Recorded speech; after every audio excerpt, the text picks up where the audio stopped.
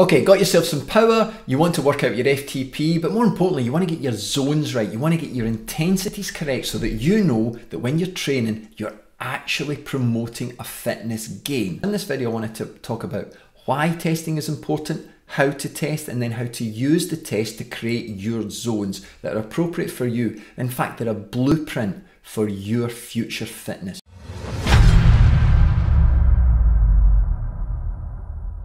So first thing we've got to do is test. And the standard test is a 20-minute test. Now, to start with, the test itself is fairly easy to do. You will get it wrong in terms of intensities to start with, but don't worry about that. The area that most athletes let themselves down in is the warm-up. They warm up insufficiently for their first test, or even if they've been testing for several months or even years, they get the warm-up wrong. And they try and save a little bit of energy, hold a little bit back, because they're a bit cautious and nervous about the expenditure of effort needed for the test. Don't do that. Don't fall into that trap. So if you're starting off fresh, this is your first test, we get the warm-up right. And that warm-up for a 20-minute test needs to be at least 30 minutes. Why, Scott, would I warm up longer than actually I'm going to perform for? It's really important, and you're actually going to learn that the shorter and the more intense the efforts get, the longer the warm-ups get. So I've created a warm-up for you that you can follow. It's fairly straightforward, and its function is, 1, to raise the temperature of the body by at least 1 degree, and then to activate key fast twitch fibers that you're going to need for the test period, and give you a cool down period that is enough to allow the body to prepare itself physically and mentally for the test itself. So in the warm-up, we've got 5 phases. And I like an athlete to take their time and make sure that they're both physically and mentally ready for the test. So phase 1 is a 10-minute gentle spin at RPE 2 to 3. The body will start to gradually rise in temperature, you'll work out your cadence, and you'll just basically switch yourself on, ready for the efforts that are about to come. So as we move through the 10 minutes, you'll enter the ramp phase. You'll see that I like 3 ramp efforts at 3, 4 and 5 minutes. I've set them at ranging from RPE starting at 5 to 6 and working all the way up to an 8. When we're in that final section at 5 minutes, you're looking to push the final minute at an intensity close to what you're going to produce the test at. So it's important that we're really fully breathing heavy and sweating and fully concentrating. Then we flip down into a 2-minute switch off. This is where you will towel down, take a drink, and really let the heart rate come back down. Now, it's important that you really switch off during this phase, because we're about to then enter 3 fast efforts. These efforts can be controlled so that you hit with gradually bigger gears. So aim for 95%, then about 98%, and then 100%. You'll see that they rotate round on minute intervals, so you've got enough time to recover, put it in a soft gear and spin through. And in the final phase, you're really switching off. Those 3 minutes, you towel down again, take a drink and really focus on the gearing range and everything you're going to do for the 20-minute test. So now you're going to nail that test. Now I want to give you some tips. You're going to get the pacing wrong first time you do a test. Listen to this, the first 2 minutes are really important. I want you to understand that it takes round about that time for the body to start to oxidise glycogen again. So for it to understand that you're working aerobically. Even though you're warmed up and you're activated, allow those 2 minutes to be progressed through to your effort that you're going to be able to sustain for the 20 minutes. When you get to 5 minutes, have a little feel, how hard are you going? Do you need to knock it back? 10 minutes, do the same. But as you progress towards the end, try and ramp up the effort and avoid a big spike over the last minute. You should really be looking back at your heart rate and see a linear approach as it rises up with the time spent, rather than seeing it spike gradually at the end. Hey, you'll have lots more tests because remember, the testing gives you the zones. The zones are appropriate for you so that you can train at the correct intensity. It's like cooking. You put something in the oven, you want to get it at the right temperature just for you. Let's start looking at the zones now. Let's look at zone 1, known as active recovery, and this is going to be in the region of 55% of your FTP and under. So using my 200 watts, we've got a score of 110 watts.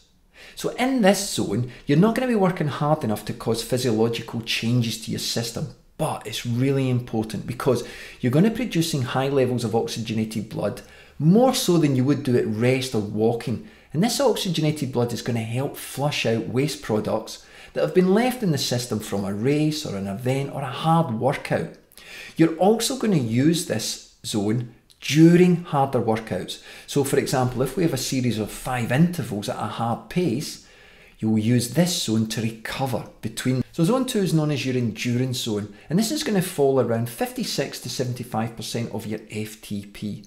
And inside this zone, you're going to build your cardiovascular system. You're going to increase the density of the capillary network around the alveoli in your lungs and around the muscle cell. This is just basically going to help you remove the oxygen from the breathed air, get it to the blood, get it to the muscles. More oxygen to the muscles means you'll be able to go longer and faster. You can train in this zone for 3, 4, 5, 6 hours, and if you fuel correctly, you'll be able to go again the next day. So roughly within about 24 hours recovery. So zone 3 is where things begin to heat up. This is your tempo or your subthreshold zone. It's more commonly known as sweet spot. And it's given that term because it falls just below threshold. Just below that point where lactic acid gets to the point where the body finds it difficult to remove. I want you to think of it as like a boat with a small hole. Water is coming in, but at such a rate that you can remove it quite easily. In this zone, it's really important to get the right intensity, and this is why testing regular is important, because you're going to get a lot of response in terms of the work you do in this zone. You can hold about 20 to 60 minutes, depending on where you are in your fitness journey. And you get this one right, you'll move your fitness a lot faster. So using my 200 watts, we're going to be in a region of about 151 watts to 180 watts. That large zone is again useful as you develop your fitness, and we can slide up and down that zone knowing that we're in that subthreshold. Zone 4 is known as your threshold or your lactic threshold, and it's at this point where you're right on the boiling point. So think of it like a kettle about to boil, and you're trying to hold that point similar to the intensity you put into the test. But we're going to give it a range of 91 to 105%, because remember, FTP is just the number, but it's the zonal range that's really important, how you can slide around that, knowing that you're getting the same intensity, therefore the same adaptation. Using my score of 200, this puts us into 181 to 210 watts. So anywhere within there, you're going to be at threshold. And the RPE is around about a 7 to an 8, so it's pretty full on. You'll be able to hold an effort here for about 10, 12, 15 minutes. So zone 5 is your VO2 max. You've probably heard of this term, and this is your ability to use the oxygen that you're consuming. It doesn't matter how big your lungs are or how deep a breath you get, it's all to do with what happens with the oxygen at cellular level. And this is really important to push up your fitness. This zone's around about a 9 out of 10, so super hard. Using my numbers, it would be around 211 to 240 watts. You're going to be able to hold an effort here for 3 to 8 minutes, believe it or not. You're also going to start to introduce micro efforts from around about 30 seconds to 40 seconds as well in this zone that are super powerful to developing your VO2 max. Zone 6, this is your anaerobic capacity, so your full gas sprinting efforts. So in the warm-up, you did a 7-second full gas effort. This is similar. We're going to go from 5 to 10 seconds at full gas. And this is a 10 out of 10 effort. Now these efforts are really hard to concentrate, and they're going to be around about 121% to 130%. So using my numbers, we've got about 241 to 260 watts. You can build micro sessions into your workout. You can do multiple efforts of these, but they will fatigue you. As you get more confident with them, you'll start to increase the gearing. So not only will you increase your cadence, you'll increase the resistance through the crank as well. Now this leaves me with zone 7.